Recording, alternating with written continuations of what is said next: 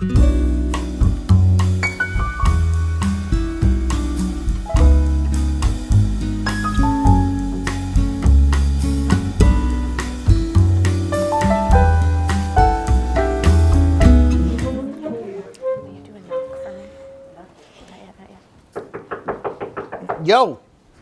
Avery, come on in. I was just going over your self-evaluation. Sit down. Thanks.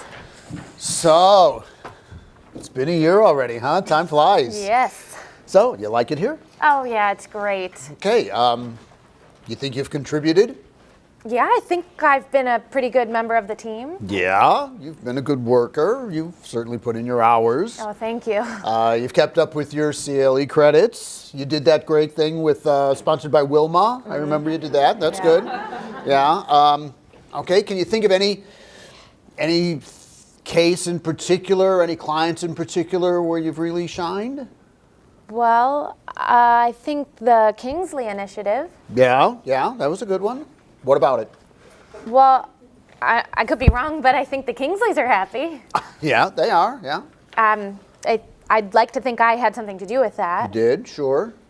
I really hope to have a future here.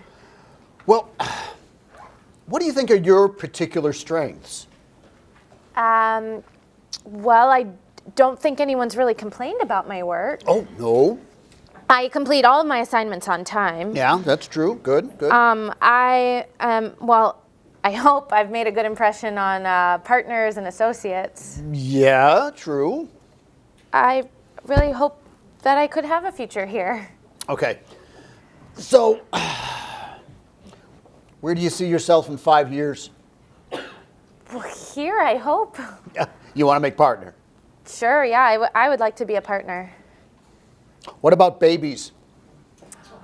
I don't think babies should be partners. That's very good. No, are you planning on having babies? Not at the moment. Well, no, maybe not at the moment, but you're what, 27? I just turned 28. Okay, so in 5 years you're going to be 30-something. You know, I mean, you're going to be, your biological stuff is going to be happening. And Well, I think balancing work and life is a challenge for everyone. well, sure, but come on, if we're honest, it's harder for women, right? Well, traditionally All right, speaking. let me give you an example. My first wife, we were in law school together, and honestly, truth be told, she was better at it than I was. And we both got good jobs, but, you know, one day, surprise, she got pregnant. And we were being careful, at least I was. And, you know, suddenly we have a baby. And it's fun to have a baby. So she said, hey, let's have another baby. And suddenly there's 2 babies. And, you know, 2 babies, that's a lot of work. And well, you know, she always said she was going to go back to work, but she never did. So your point is? Oh, I don't have a point. I'm just saying, if I've learned anything in all my years, it's this. No matter what happens, something is going to happen. Well, okay, so like, I could be wrong, but what I think is going to happen is that I'm hopefully going to be working here for a really long time. Okay, all right, great. Well, then just get to it. Thank you. Okay. Can I just give you one piece of advice? Oh, sure, if you have any suggestions. Oh, sure. Well, you know, you're kind of soft. Okay. I mean, you want to make partner. You got to be a go-getter. Okay. You know, you just assert yourself. I mean, you know, don't be shy. Right. Now, don't be pushy. I mean, you don't want to get a reputation for being a rhymes with switch. Right. But, you know, you got to be tough. Okay. You know, you don't want to be pushy, but you don't want to sacrifice your femininity. Okay. All right. You're smart, and you got good intuition. Thank you. All right. Just, you know, man up a little bit. Man up. You got it, okay? You know what I mean? Yeah. All right, go get him. Okay. Okay. Thank you, Ron. Hey, my door's always open.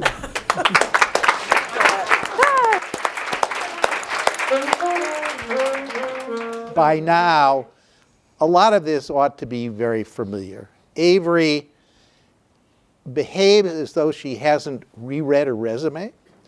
She behaves as though she's not there to advocate for herself. Ron is the one who pulls the information out of her. There's no proactivity on her part. So she's losing that opportunity once again to present herself as someone to be taken very seriously, a presence to be paid attention to.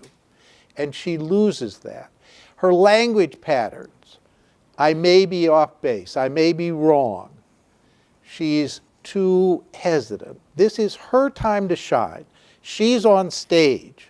One of the things that she's got to remember, that anybody in this kind of situation has got to remember, is that this evaluation puts you center stage with the spotlight on you, and it's your time to show your stuff.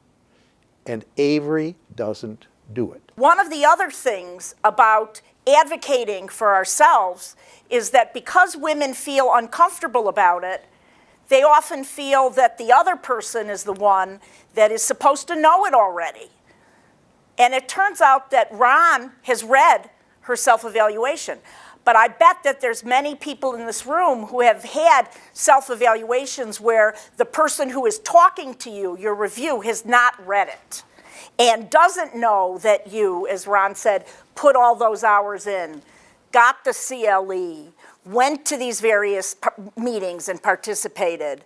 You know, he's acknowledging the contribution that she made, but it's not up to him, it's up to her.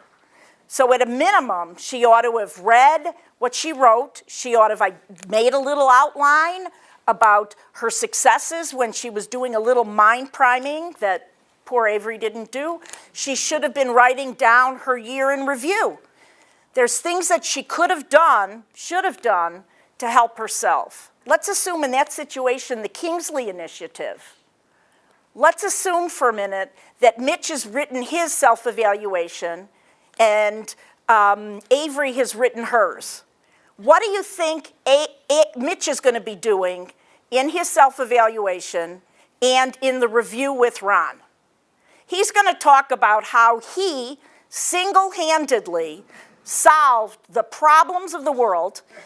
He climbed to the top of the Empire State Building outside, circled around, and rescued about 100 damsels in distress on the way down, because he knows what he has to do to be seen and heard. And so he can exaggerate a little. What about Avery, though? She's not comfortable. She talks about, well, I think I was valuable to the Kingsley Initiative. I think they like me. Well, who cares whether they like her? The point is, did she do a good job? She didn't claim her ideas in the meeting, and she's not claimed her ideas in her personal time that she can be telling Ron why she's done what she needs to do. Avery believes, as many women do, that the workplace is a meritocracy.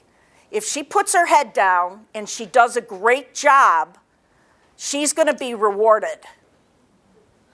And so she's up against other people who, first of all, assume that as a woman, she's not as good, so she has to prove it to them. But she's also up against other people who don't feel shy about talking about their contributions. Let's go to the Ron's inappropriate, what about babies? So a couple of things about it. One, we know from Ron's telling the story of his first wife that there is a mindset which is pervasive among senior men. Not that every man has it, but many do, that women, when they have children, are going to be less committed, less involved, and they're not going to be available. There is just the assumption that when women go out and have children, they don't just have a child, they have a lobotomy. They're just not available. And Avery's up against that. Ron is asking about babies because that's the way he thinks. She's in an organization that thinks this way about children. And what we've got to figure out is, okay, you're in that kind of an organization, you know a young woman that's in this kind of an organization, how does she deal with it?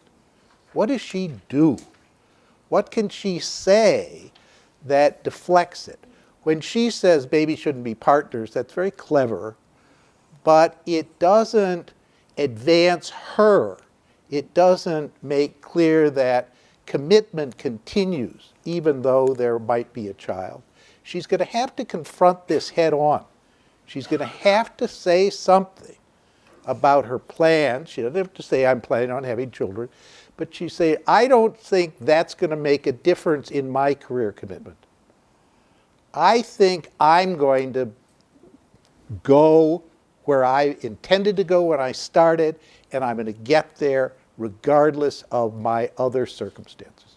She's going to have to face up to this. And that's very, very difficult to do. Now, Especially since it's illegal for him to ask those questions. right, and I make the point, she shouldn't be in that situation. I'm not suggesting that the situation is appropriate.